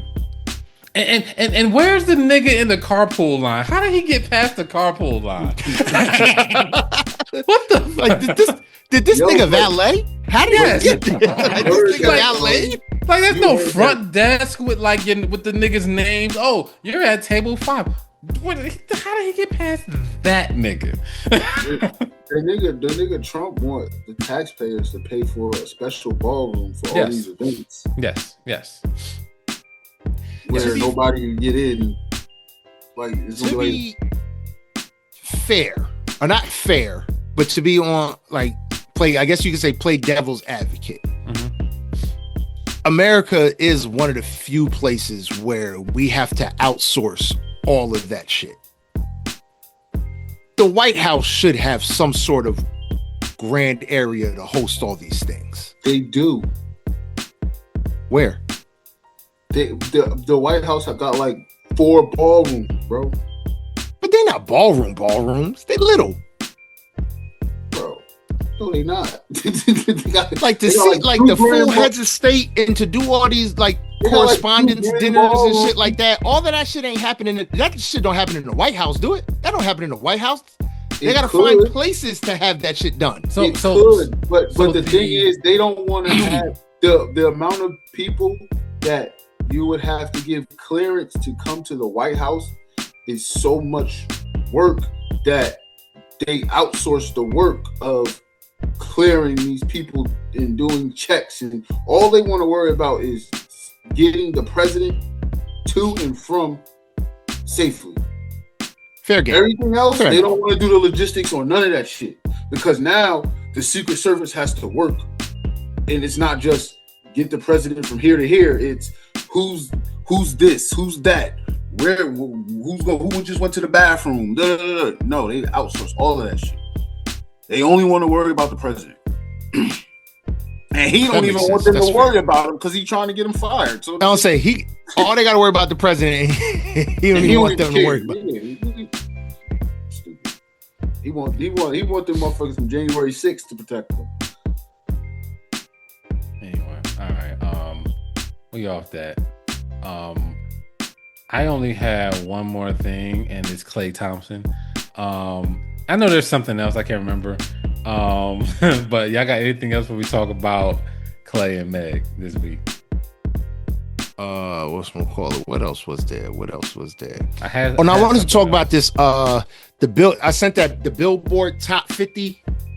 Yes. Rap albums of all time. Yes. And I'm gonna be honest. I'm not mad. I would change some of the orders of 1 through 10. But I actually, because Billboard, I don't know what, because I thought Billboard went by sales. Yeah. So it's confusing to me that something like My Dark Twisted Beautiful Fantasy, like 6. Take Care, like Marshall Marshall Mathers LP. It's like, if you're, I don't understand what Billboard's metric is then, because I always thought it was sales.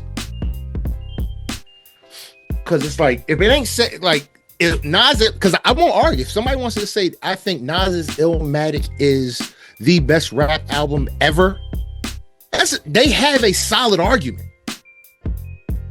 I think for these 10 albums, I think they have a solid argument. Yeah. Illmatic, Blueprint, To Pimp a Butterfly, Get Rich or Die Trying, Take Care, My Beautiful Dark Twisted Fantasy, Ready to Die, Notorious B.I.G., All Eyes on Me, Tupac, Marshall Mathers LP, and then Jay-Z's Reasonable Doubt. Those are all very, I honestly say, very, very arguable. This should be number one. I'm surprised that Illmatic, after all this time, is still number one. Even though I agree, Illmatic is probably one of the best albums of all time. I'm just surprised. I'm actually surprised in 2026 somebody actually still picked that. I expect somebody to do something dumb and pick something else, like Juice WRLD and shit.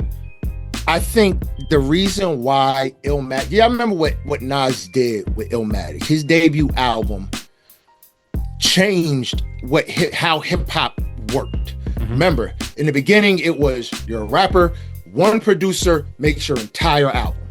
The disrespect is real.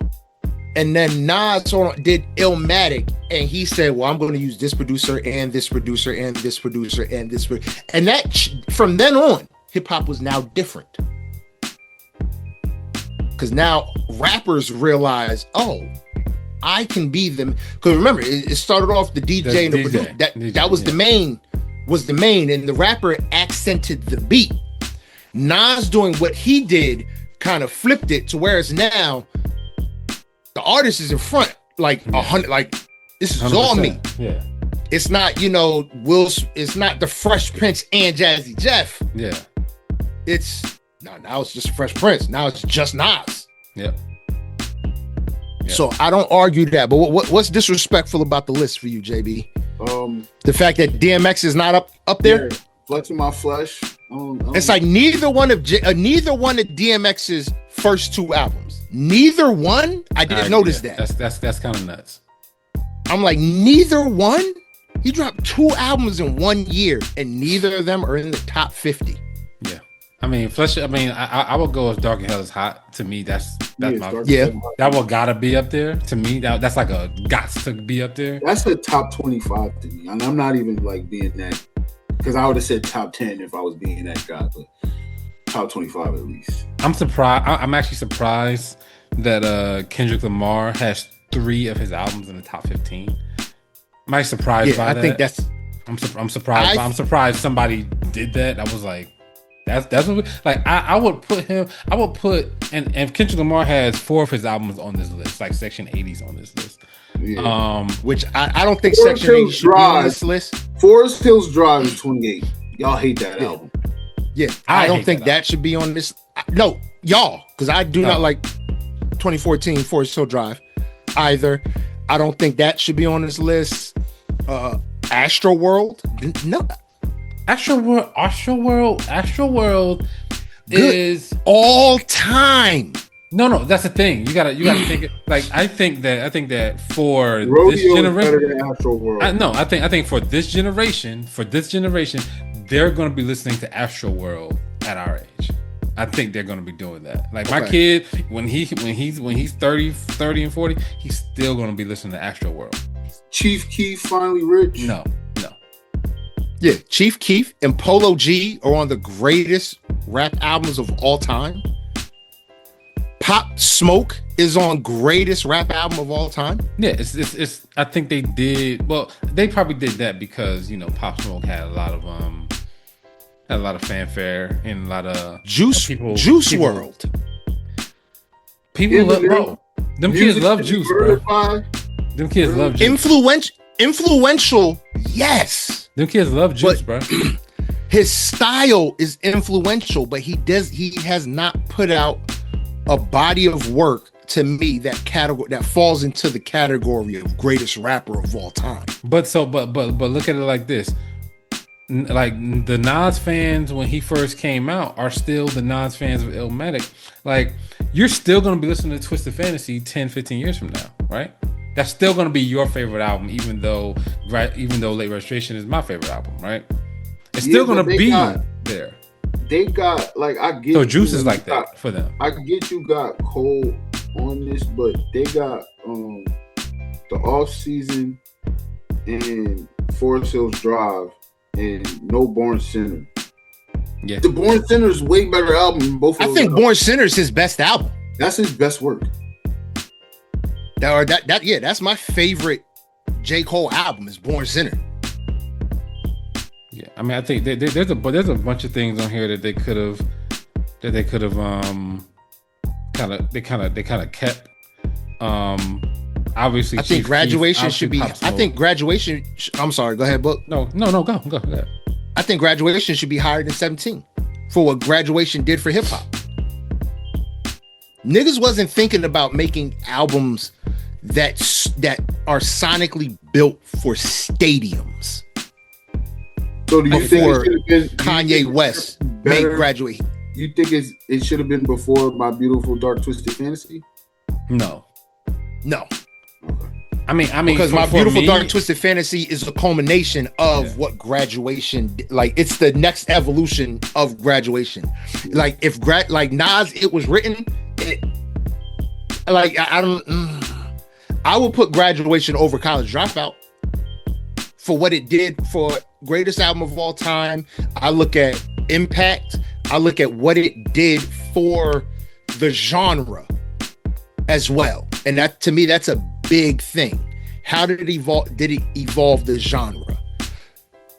Kanye West created an album with Graduation intended sonically to fit a stadium. Yeah. Not an arena. A stadium. Like I'm selling out football fields for this. Also, Her Loss needs to be off of there too. Like the Drake 21 Savage, like that's ridiculous. Yeah, that can go. Like, what are we doing? Even though I love Vince Staples' Summertime 06, I don't know if that's on this. That's not all time. I love that album. I love it. It's just not on this list. Like there's a like. Give me DMX. Put DMX on this list ahead of Vince Staples. Like, come on, man, get together.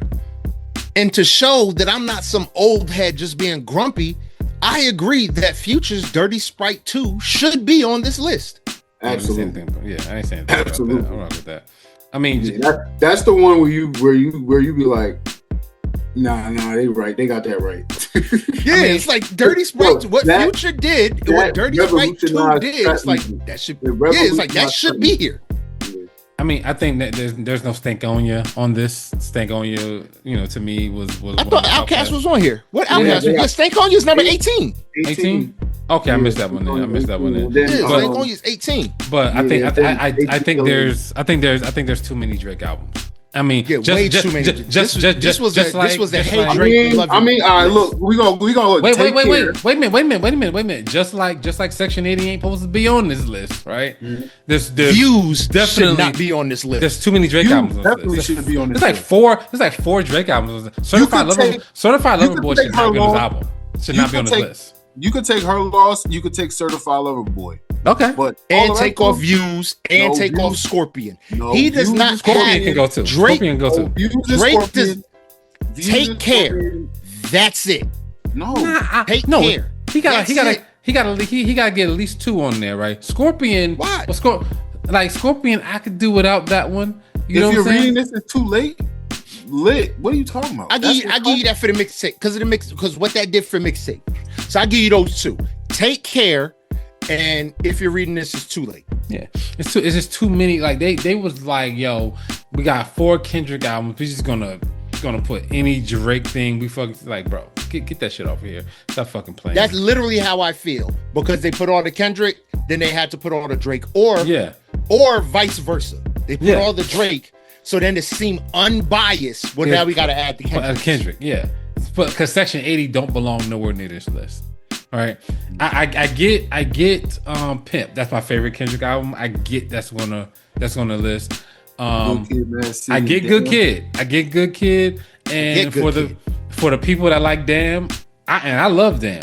I'm not mad at Damn. That one, to me, that's further down the list than it is. Right now, Damn is like top 15. What the fuck? I'm glad the documentary is on here. Oh, yes. Yeah, because I think that Game album, that documentary production wise, crazy. Yeah. And then where's Snoop Dogg, Doggy Style? Look, like where's look. You blew it open, man. You blew it open. I didn't, man. You blew. It's all invalid. Wow. It's invalid now. Jesus Christ! Go. He said it like 4 times. I'm like, he don't hear it. I don't. Damn. It's a wrap now. JB eyes went wide like.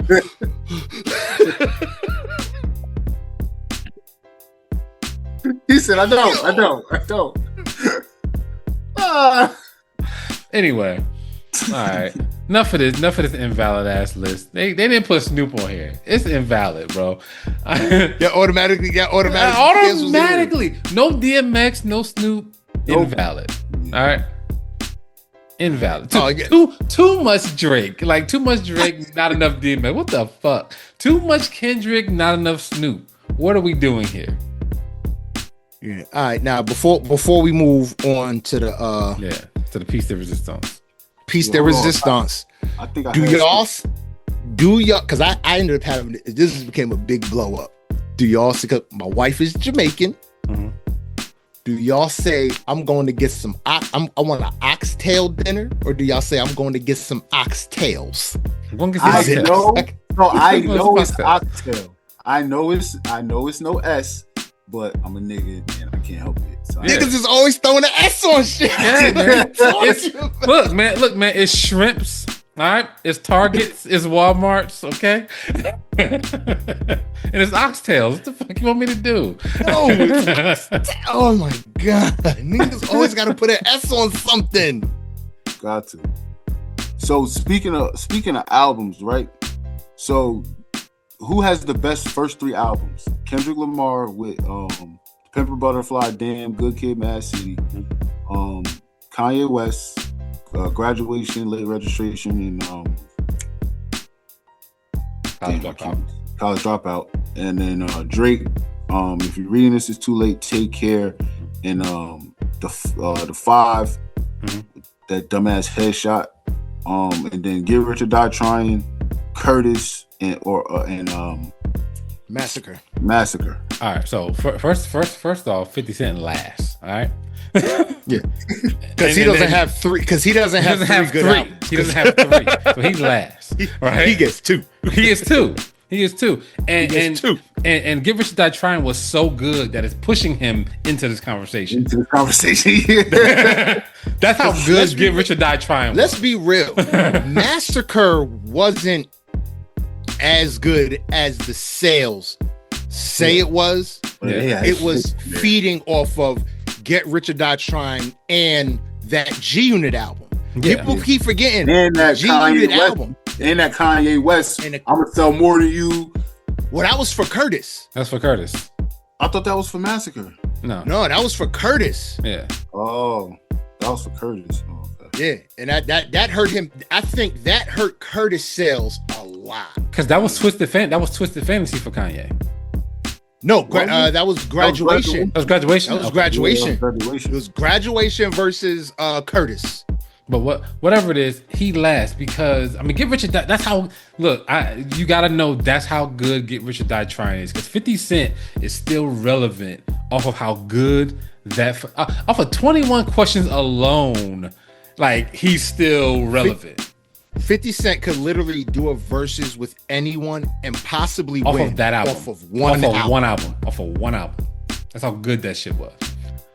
He's competition for anyone. Yes. Off of one album. And then all the ancillary shit he's done, he can just add that other shit in, right? But Get Rich or Die Trying. That nigga 50 gonna do a versus and start playing TV shows. Crazy. This is a big rich town. That was a hit. That's It's a hit. All right. I remember when he tried to put Trey songs on there. Yo, the people revolted. They said, "What the fuck are you doing? Where's Joe?" So all right. So 50 Cent last. 50 Cent last. Agreed. Drake next to this nigga, right? And the only reason why I'll say that is because Kanye's number one, right? Like, I would put Kendrick number one because I like Kendrick's albums, right? But I'm just thinking back, like, what would I have said if Kanye wasn't Kanye right now, right? If Kanye wasn't doing what he's doing right now, it'd be Kanye. It was no question Kanye, because Kanye changed the game, man. He changed the fucking game. Especially with those first three albums. Those first three albums, honestly, are the reason why Drake and Kendrick could have the careers that they had. Kanye West is possibly not Steph Curry, but he's at least James Harden. You know what I'm saying? Like, he might not be Steph, but I give him KD. He's KD. KD, okay. Controversial, yeah. But like, as much as he gets on your nerves, you want to hear what he's gonna say. Nah, I give him Steph, because he won multiple championships. But Steph fundamentally changed how basketball will be played forever. I don't know if Kanye West has done that. He changed the way he's the reason we got Travis Scott. He's the reason we got all these motherfuckers. Even when Post Malone came to do music on our side, it heavily influenced by Kanye West. Kanye West is the reason why a rapper can define themselves as a rock star. Look, or they don't have to define themselves at all.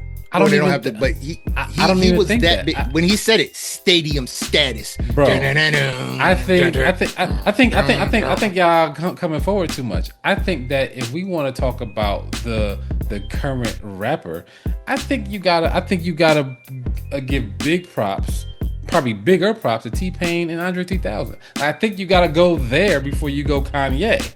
Yeah, right? So then that would be KD and LeBron.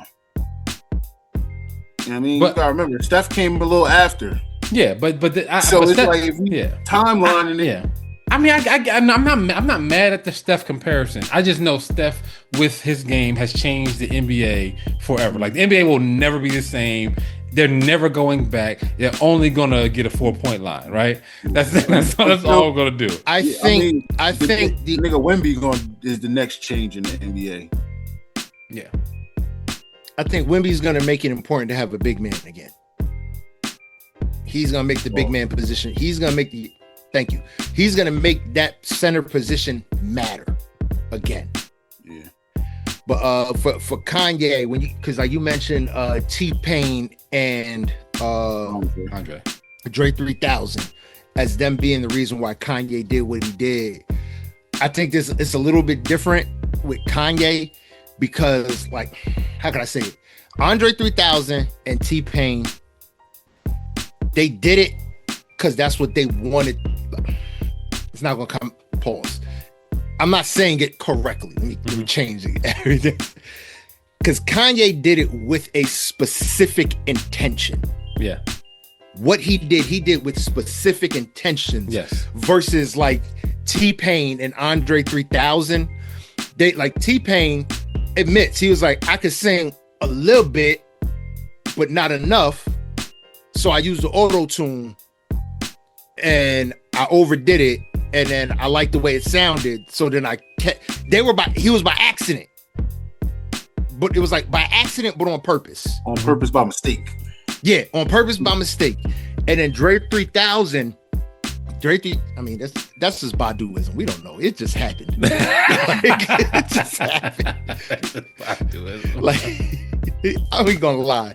The Love Below just happened. Mm-hmm. He's very experimental, which is what he did on the album. He said, I'm going to take this opportunity. If we're doing two separate albums, Big Boy wanted to stay classic like what they've been doing.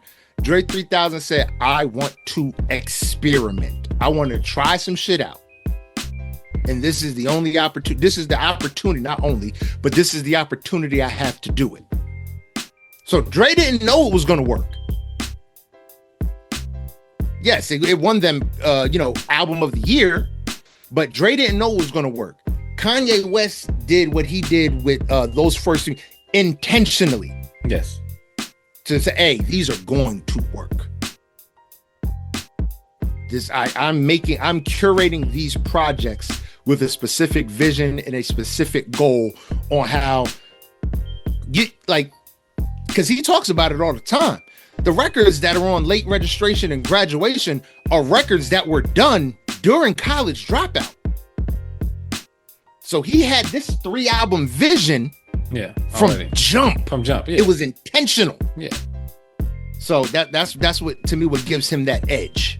Even though we never got University. Yeah. Oh my God. Yeah, we never got that. Anyway. Kanye first, Kendrick second, Drake third, and 50 last. Yeah. What do you think? I have to agree with that. Yeah. All right. What y'all think about? What y'all think? All right. So, do y'all think differently about Klay Thompson now, or no? No. Like because niggas is like Klay Thompson, that nigga. I'm like, why y'all think Klay Thompson is that nigga? Like Klay Thompson has been. Well, why y'all didn't think he was in the first place? In the first place, because he quiet. That's the reason why. Because he quiet. He's quiet. Yeah. Because he quiet. And they was like, oh, he a quiet nigga. So, and once he did some shit like this, they quiet like, oh, nigga. Yeah. It was like, he did some shit like this. Oh, he ain't what I thought he was. But I'm like, yo, I don't know. I've been around a bunch of dudes from California, and a lot of them are really quiet. But man, like them dudes don't fuck around. You know what I'm saying? Them dudes don't. Fuck around. He said they out here though. I just don't like the whole Klay Thompson used her to get famous. Those people are dumb. Those people are dumb. It's women. They're dumb. No. Those people are dumb. It's women. It's women. You're right. Those people are dumb. No, not women are dumb. The people that say Klay Thompson. I know, but not all women are dumb. Okay, no, they're not. Them ones, no, them specific ones. Anybody that says Klay Thompson wasn't nobody before Meg Thee Stallion is literally not paying attention. That's dumb. That's dumb. This man scored 60 points on 11 dribbles. Do you know how hard that is? and anybody that says Meg Thee Stallion wasn't nothing before, like, it's vice versa. Like, these are two superstars in their own right before one another, right? Before one another. So you can't really say that one made the other, because that's not the case, right? We like them together because of what they brought to the table together, not because Klay was nobody and she brought something along, or Meg was nobody and he brought her along, because of, oh shit, superstar rapper, superstar basketball player coming together, and they seem like they make a cute couple, right? So yeah, anybody that says that, I literally immediately stop listening to them. Like, okay, you just either you trying to start a new podcast yourself, right? Because that's all it is. Trying to get that viral moment. You're trying to get that viral moment, or you're not paying attention to anything, and you're just saying stuff, even though you don't know who Klay Thompson is. You didn't even take a minute to look up his. All you had to do is type in his name. You'd be like, oh, that nigga. Go to Wikipedia. Four-time NBA like champion. that's all you had to do. Greatest three, one of the arguably the greatest. Yeah. One of the greatest brothers of all time. What are we talking about? First ballot Hall of Famer. Yeah. Possibly the greatest catch and shoot 3-point shooter of all time. Yeah. Like, just boom, go. He's up there. Yeah. So like I said, those people don't make any sense to me, because if you're gonna say something like that, at least Google the nigga. Okay, you don't watch basketball, fine. But you know who Steph Curry is? I get it, because he's popular. And I get you might not know who Klay Thompson is because you don't watch basketball. I disagree. If you know who Steph Curry is, you gotta know who Klay Thompson is, because they were together. It's the Splash Brothers. No, there's so many people. They've been together about 4 years. Yeah, there's so many people that don't know who Tom Brady is. Okay, I know you think that's fucking crazy, but that is a real thing, right? That's a real thing. Niggas don't know Tom Brady, right? So I get, if you don't know Tom Brady, I get you don't know Klay Thompson. I get that, right? But before you get on a podcast and say some shit about somebody who you don't know, I just think you should. I would think you would Google the nigga, right? You got to do your Google. I think you would at least type this nigga name in the Google for a second and look at the Wikipedia and be like, oh, okay, this nigga a monster. Okay, I can't say this nigga's nobody. That can't be my take. You can say he corny.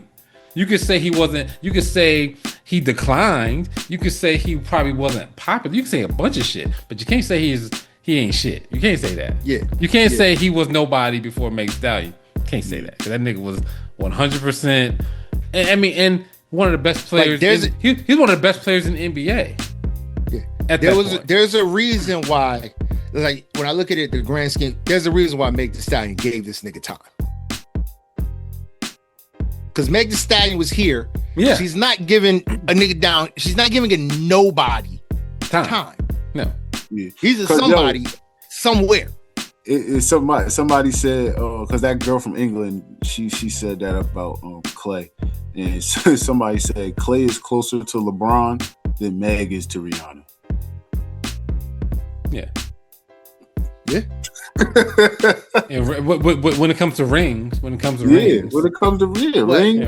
But yeah, I don't. 4-time NBA champion, 5-time All-Star, 2-time All-NBA, NBA All-Defense second team, 3-point contest champion, 2-time Olympic, gold medalist. Klay, I mean, like, that's 37 points in a quarter and 14 3-pointers in a game. He holds those records.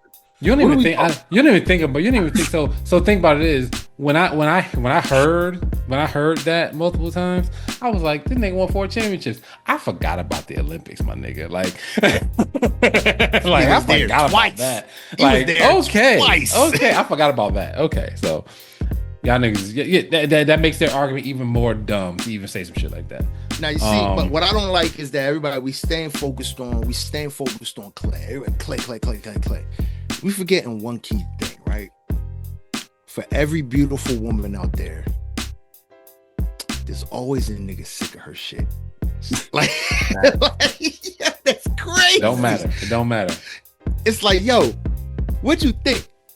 If Beyonce could get it, bro, this is one what of are them. we This, saying? but no. Nobody this is one of them invincible ones. out here. This is one of them ones though. This is one of them ones. Like this is one of the ones where right, and it was like a list of the women that have been cheated on, and it started with you.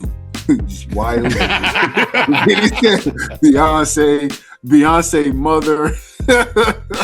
Beyonce's mother. Yeah, Eva Longoria, Kim Kardashian, your cousin, your granny, Gwen Stefani, your mother, Halle Berry, Hillary Clinton, Princess Diana, Britney Spears, your mother, your cousin's best friend. Like it just kept going. I was like, yo, this shit is hilarious, bro. Yeah. I mean, it's the truth though, because like when you really look at it, it's like, yo, some niggas is just going nig. Yeah, I mean, but I think they move too fast, right? So like when they first, I don't know how long they had been together before I saw Meg in the kitchen cooking and they all real lovey dovey and shit like that.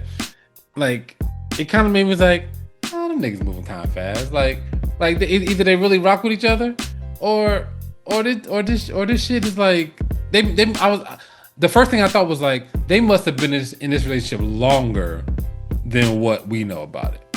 Yeah, by the time we found out about it, it's like, oh, y'all in the mix. Yeah, been in it for a long time, because I was like, to have niggas around your family, you gotta really fuck. I mean, for me, and that's just me. You know what I'm saying? Obviously, Klay Thompson don't give a fuck about that. He's like, nigga, I'm a cheat. You can come around.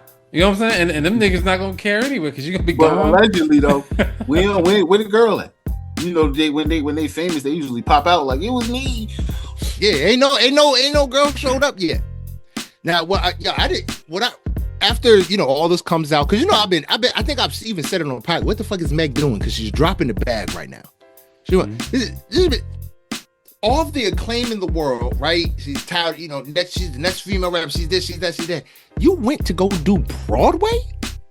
Yeah, she was doing Broadway. Yeah, like nigga, that's what you've been doing. You've been doing Moulin Rouge. You're not about to get an EGOT. Get your ass in a rap booth.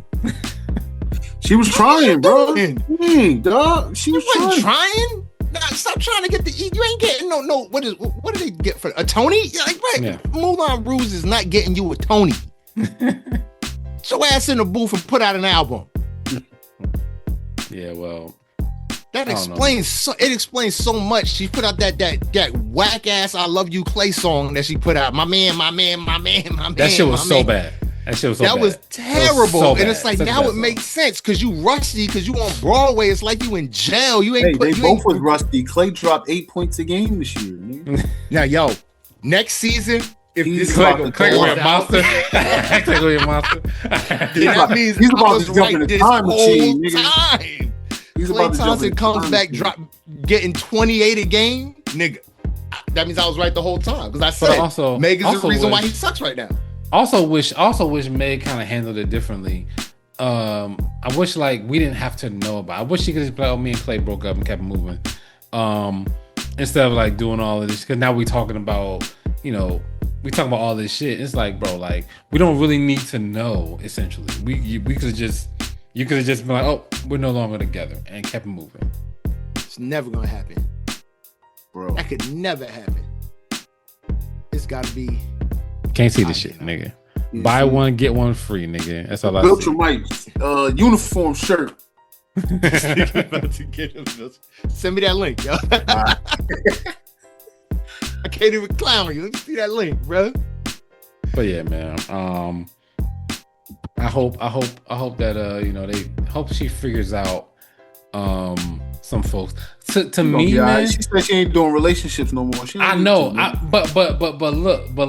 But here's where I kind of feel bad, right? For maybe not for her in general, but for people that go through shit like this, like the trust that you lose, and how hard is that to get back when you go through what Meg Thee Stallion has been through. right? That's kind of what I think about. Not like, hey, I feel sorry for her, because I don't really know Meg to feel sorry for her. I'm just like, I know there's a shit ton of people that's going through the shit that she's going through and don't have the resources that she has. And like, how do you trust people? And how does she trust people again after multiple bad relationships? Like, that's gotta be tough, you know.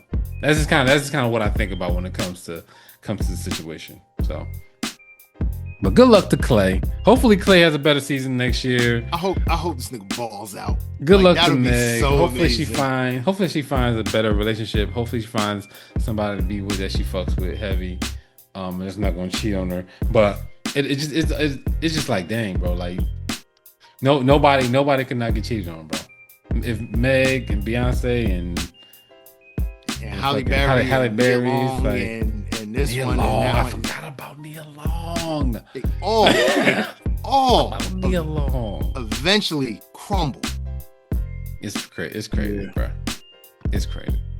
I forgot about Nia Long. Yeah. I want to punch a nigga Ime Udoka in the face right now. But don't worry, they're gonna be home soon. Lakers, I think the Lakers still winning. Are they winning? I haven't kept up. I just know that I'm surprised. I'm surprised the Lakers have won a game. I'm not even gonna lie to you, bro. LeBron is not 41 years old. He's 31 years old. I'm surprised they won a game. Oh, they losing by 9. Who, the Lakers? Yeah, but they're gonna win. Yeah, I'm surprised they won a game. He cleaned it up and played otherworldly. This whole series is just like, damn. Look, I wouldn't be surprised. I wouldn't be surprised if Lakers lost. I wouldn't be surprised if they fucking lost. I mean, because LeBron is 41, bro. Like, how you expect this nigga to literally sit here and carry all y'all niggas? Like, he's not gonna be able to do that, in my opinion. I don't think he's gonna be able to do that. But hopefully, I think the regular he's gonna be able to pull them through. Not the entire playoffs. Like, no, but this series, it's like this series through. This series, yeah, Luka will be back next series, and Reeves is back today. Yeah, well, we're gonna see. Bro. All right, so he got gonna say, he got help coming. I don't know why I thought Luka was out longer. We're gonna see. I thought Luka was done. Yeah, that's all I got though. Right, but that's it. That's a wrap. It's a wrap.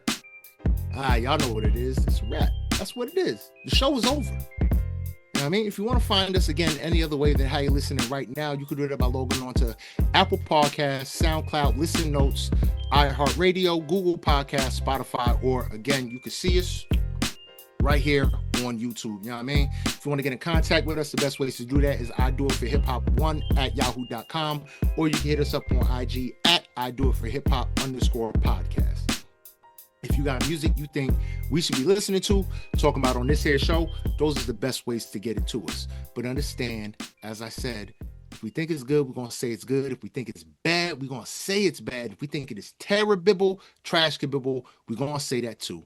Because music is subjective and it is subject to criticism from who? Us, the real people. You know what I mean? This is what we do. We just shoot the shit, barbershop style. You know what I mean? Topics come up. We discuss and we say, hey man, that shit was trash. Your voice is terrible. We will be honest. So just be prepared. Artists are sensitive about their shit, but they put it out for consumption and criticism. You know what I mean? But if you want to give us a follow, you can do that. Go to IG again. I do it for hiphop_podcast. Or Facebook, I do it for Hip Hop Podcast. If you want to follow me directly, you can log on to Instagrams. See, I put the S on it, Instagrams. You know what I mean? And you get to Instagrams by going on the internets. You know what I mean? God bless the dead, Combat Jack. We love you out here, the Podfather. Go on the Instagrams at Great Pharaoh, GR8_PHARAOH. You know what I'm saying? Boog, man. Why don't you tell them where they can find you? Yeah, you can find me on Instagram at Mr. Can I Live 1. That's MrCanilive1 on Instagram. All right, that's what's up. JB. Yo. Why don't you tell them where they can find you? You can find me on IG, JB from State Farm. All right, that's what it is. That's what it is. It's what it will be. It's what it was. And it's what it ain't. You know what I mean? I do it for Hip Hop Podcast. Hashtag the sound of now 2026. I am Great Pharaoh. And I do it for hip hop. Yo, I'm Boog, and I do it for hip hop. JB, and I do it for hip hop. The concept.